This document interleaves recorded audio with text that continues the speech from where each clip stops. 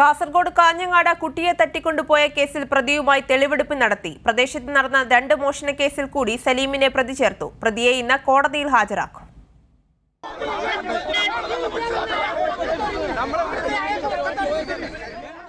ശക്തമായ പോലീസ് സുരക്ഷയിലാണ് പ്രതി പി.എ. സലീമിനെ തെളിവെടുപ്പിനെത്തിച്ചത്. തെളിവെടുപ്പിനിടെ പ്രതിക്കെതിരെ നാട്ടുകാരുടെ പ്രതിഷേധമുയർന്നു.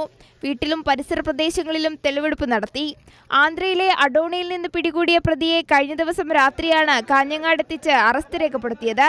ചോദ്യം ചെയ്യലിൽ തന്നെ കുറ്റം സമ്മതിച്ച പ്രതി മോഷണമായിരുന്നു ലക്ഷ്യമെന്നാണ് മൊഴി നൽകിയത്. കുട്ടിയെ എതിർത്തപ്പോൾ തട്ടിക്കൊണ്ടുപോയി ലൈംഗികാതിക്രമം നടത്തുകയായിരുന്നുവെന്നും സലീമിന്റെ കുറ്റസമ്മത മൊഴിയിൽ പറയുന്നു.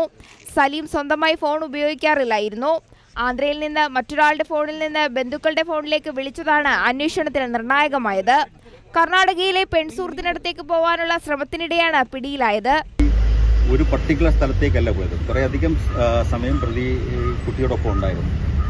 അപ്പോൾ അത് ആ വയലിലേക്ക് ഇറങ്ങിയിട്ടാണ് പല സ്ഥലങ്ങളിലേക്ക് ഒരു സേഫായിട്ട സ്ഥലം പ്രതി നോക്കി. അപ്പോൾ അങ്ങനെയാണ് ഈ സ്ഥലം നമുക്ക് പ്രതി ഐഡന്റിഫൈ ചെയ്ത് തരുന്നത്.